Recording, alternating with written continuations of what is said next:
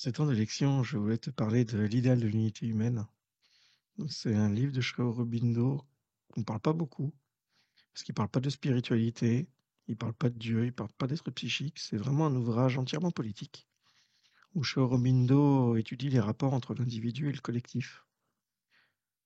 Cet ouvrage, il a été entièrement traduit par la mère, contrairement à un autre ouvrage comme La vie divine. Donc, d'un certain côté, ça veut dire qu'il est quand même assez important.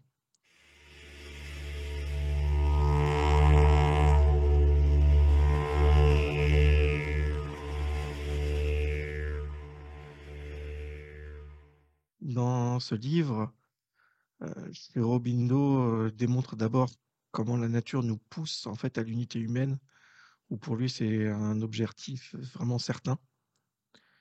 Et pour ce faire, en fait, c'est une étude vraiment détaillée entre l'individu et le groupe et toutes les étapes intermédiaires qu'il peut y avoir entre l'individu et l'unité humaine, en passant par les familles, les clans, les nations, les empires. Et là, je peux pas m'empêcher de vous lire un petit passage sur nos hommes politiques. Alors, c'est dans un chapitre qui s'appelle L'insuffisance de l'idée d'État qui parle un peu de nos hommes politiques.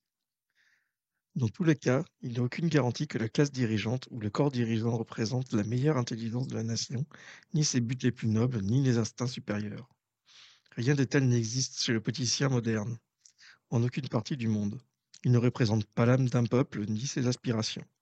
Ce qu'il représente d'habitude, c'est toute la petitesse moyenne, l'égoïsme, l'égocentrisme, la duplicité qui l'entoure. Cela, il le représente assez bien.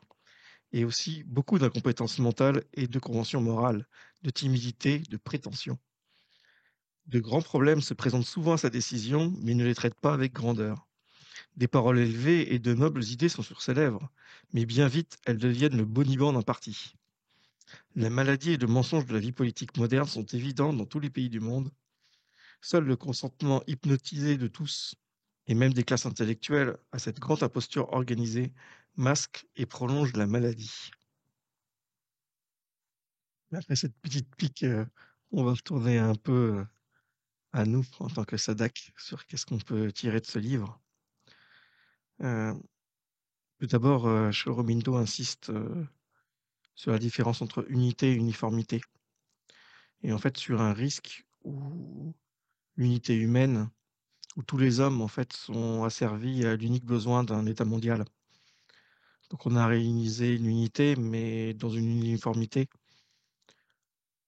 et l'individu a perdu sa liberté. Et Chiromino insiste sur le fait que la solution, en fait, elle est dans la liberté des individus. Il faut absolument pas qu'on perde cette grande conquête, qui est une grande conquête spirituelle. Un autre chapitre, en fait, qui m'a touché, c'est la diversité dans l'unité. Et en fait, si on réfléchit un peu à ça, on se rend compte que la vraie unité, c'est d'être ensemble, mais chacun reste en soi, en fait. Et c'est là, en fait, où on apporte quelque chose au monde.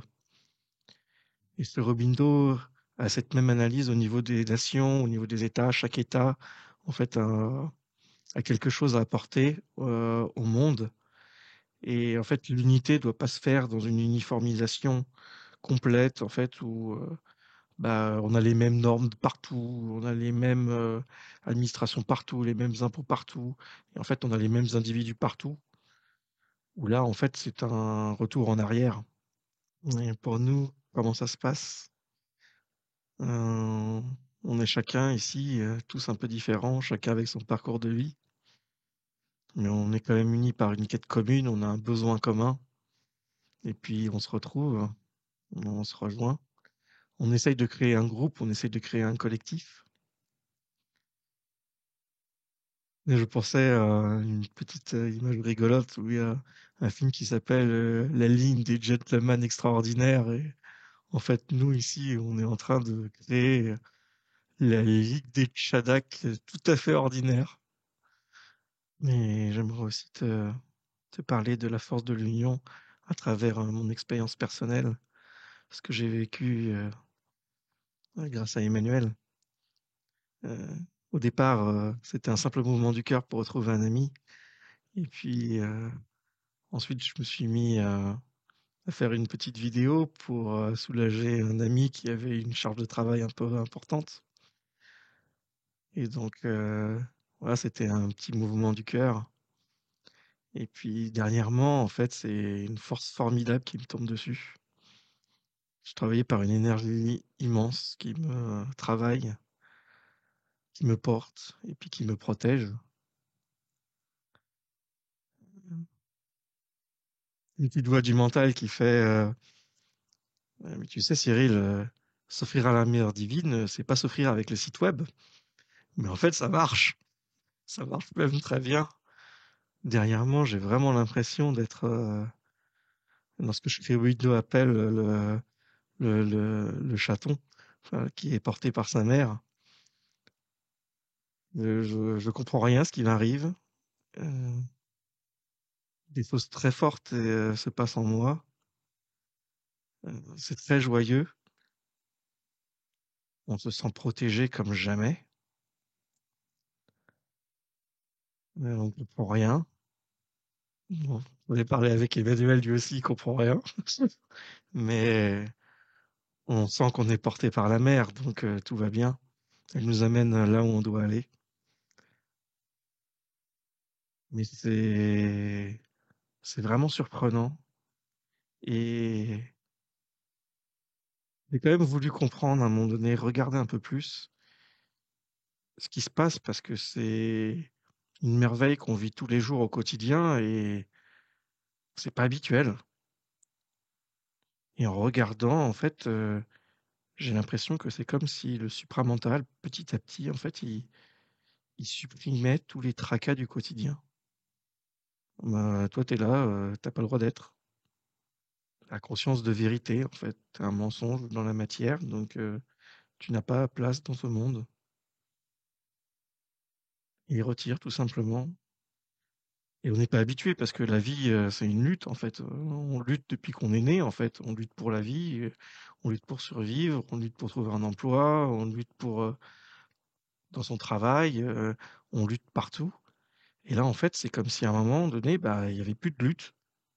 Alors on regarde ça, c'est merveilleux, on comprend pas ce qui nous arrive. Et là, c'est comme si le supramental me disait: «Mais Cyril, en fait, ça c'est rien, hein. En fait, tu dois endurer une joie infinie». Et là me revient, l'image de Aurobindo quand il parlait du quatrième monde, celui qui était gardé par les Ashvin, les seigneurs de la festicité.